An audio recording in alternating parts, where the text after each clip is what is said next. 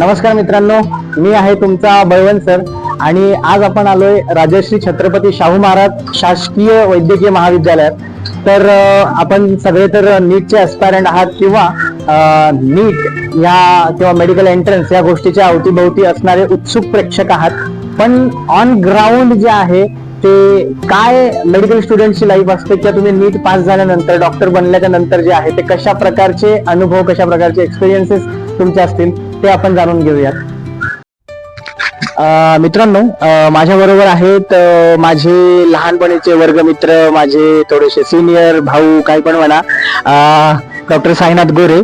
आणि डॉक्टर साईनाथ गोरे जे आहेत ते या ठिकाणी या कॉलेजमध्ये जे आहेत ते MD थर्ड इयरला आहेत. त्यांचं MBBS कम्प्लीट झालं वर्ध्याला आणि आता ते MD कम्युनिटी मेडिसिन मध्ये जे आहे त्यांचं थर्ड इयर आहे.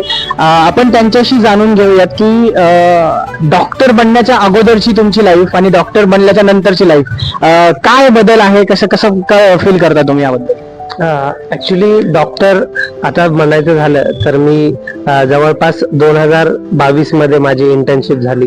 तर डॉक्टर तुम्ही डिग्री येण्याच्या अगोदरच डॉक्टर बनता. कसं, कारण जेव्हा आपण वैद्यकीय शिक्षण घेत असतो तेव्हा आपण कॉलेजमध्ये पेशंट बघतो, तेव्हा आपण त्यांना बघत असतो पेशंटला फर्स्ट इयर पासून. तर पेशंट तेव्हाच तुम्हाला ऍज अ डॉक्टर म्हणून आयडेंटिफाय करतात.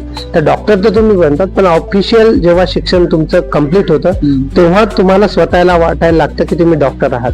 तर डॉक्टर बनल्यामुळे म्हणजे माझ्या जीवनात असा एक जर बदल म्हणता येईल तर तुम्ही तुमचे जे प्रॉब्लेम्स असतात, जेव्हा तुम्ही हॉस्पिटलमध्ये फिरता, जेव्हा तुम्ही हॉस्पिटलच्या वॉर्डमध्ये फिरता, OPD मध्ये पेशंट बघता, तेव्हा तुम्हाला कळतात की तुमच्या लाईफ मधले प्रॉब्लेम्स किती छोटे आहेत आणि जगामध्ये किती लोकांना मोठे मोठे प्रॉब्लेम्स आहेत. अगदी छोट्याशा लहान बाळापासून ते 70-80 वर्षांच्या एखाद्या आजी आजोबापर्यंत तुम्हाला सर्वांत कळतं की ह्यांचे प्रॉब्लेम्स किती आहे आणि त्यामध्ये तुम्ही तुमचे स्वतःचे प्रॉब्लेम्स विसरून जाता. करेक्ट. आता तुम्हाला पण एक अधोरेखित करून सांगायची गोष्ट अशी आहे की इनफॅक्ट आपण बाकी सगळे कॉलेजेस बघितले असते किंवा ती स्टुडंटची लाईफ जी बाकी स्टुडंट जगतात की BSc असेल, MA असेल, BA असेल, इंजिनिअरिंग असेल, जे काही ते लोक करतात, तर ते कॉलेज लाईफ मध्ये जे काही ते एन्जॉयमेंट किंवा बाकी सगळ्या गोष्टी त्यांच्या चालू असतात. पण जसं तुम्ही म्हणालात की अगदी फर्स्ट इयर सेकंड इयर पासूनच जे आहे की समाजात असलेली जी काही रियालिटी आहे किंवा जे काही सत्य आहे, जे काही हार्ड कडू सत्य आहे, जे तुम्ही पहिल्यापासूनच बघताय आणि ते डील करतात. इनफॅक्ट त्यांच्या लाईफ मध्ये प्रॉब्लेम सॉल्व्हिंगचं काम करतात. किती साऱ्या ठिकाणी लिटरली देवाची तुलना केलेली आहे डॉक्टरांशी की त्या पद्धतीने तितका महत्वाचा संवेदनशील तुमचा रोल असतो. अर्थात पूर्ण MBBS मध्ये जे आहे ते त्या प्रकारची तुमची ट्रेनिंग आणि तितकंच हार्डवर्क वगैरे हे सगळं करावं लागतं. तर मला माझे आता जे काही प्रमुख प्रेक्षक जे आहेत ते 11वी-12वीचे विद्यार्थी आहेत जे नीटसाठी प्रिपेअर करतात. तर त्यांच्यासाठी काय सांगाल की डॉक्टर बनल्यानंतर प्रिपरेशन किती हार्ड आहे आणि ते डॉक्टर बनण्यासाठी जे काही नीट UGची एक्झाम होती ती किती हार्ड, या दोघांमध्ये किती फरक आहे, कसं आहे?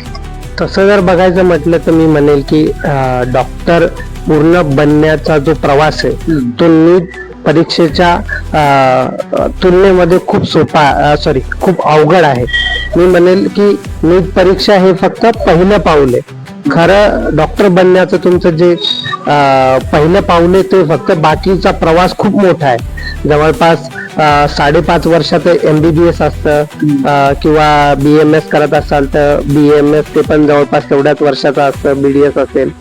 तर नीट ही खूप छोटी गोष्ट आहे आणि ज्या वयामध्ये तुम्ही नीटसाठी प्रिपेअर करतात त्या वयात तुम्हाला अगोदर जे डॉक्टरांच्या आयुष्यामधलं सर्व जे चकाकी दिसते, जी ग्लिमर दिसतं, तर ते बघून जेव्हा तुम्ही चूज करता तर ते बघून फक्त चांगल्या गोष्टी बघून चूज करणं चुकीचं आहे. त्यामध्ये जेव्हा तुम्ही नीटचा अभ्यास करता, जेव्हा तुम्ही ठरवता की मला डॉक्टर बनायचंय आणि तुम्हाला स्पष्ट असतं की तुम्हाला कशामुळे डॉक्टर बनायचं, तेव्हा तुम्ही चांगल्या प्रकारे अभ्यास करू शकता.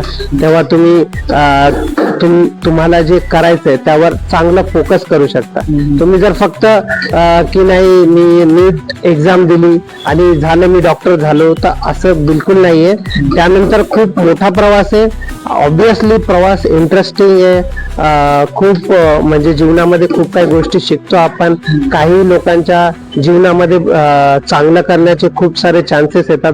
आता तुम्ही म्हटले की लोक डॉक्टरांना देव माणूस समजतात. तर बेसिकली खूप लोकांच्या आयुष्यामध्ये असे प्रसंग येतात की मरता मरता एकदम मरणाच्या दरवाजातून डॉक्टर आणू शकतात बाहेर, पण ऑब्विसली डॉक्टर देव नाहीत आणि तसं मानायलाही नाही पाहिजे. तेव्हा कारण तुम्ही एखाद्या गोष्टीला जेव्हा देव मानता तेव्हा त्याच्याकडून तुम्ही चुका एक्सपेक्ट नाही करत. तर डॉक्टरांकडून चुका पण एक्सपेक्ट करायला काय पाहिजे, कारण डॉक्टर शेवटी माणसं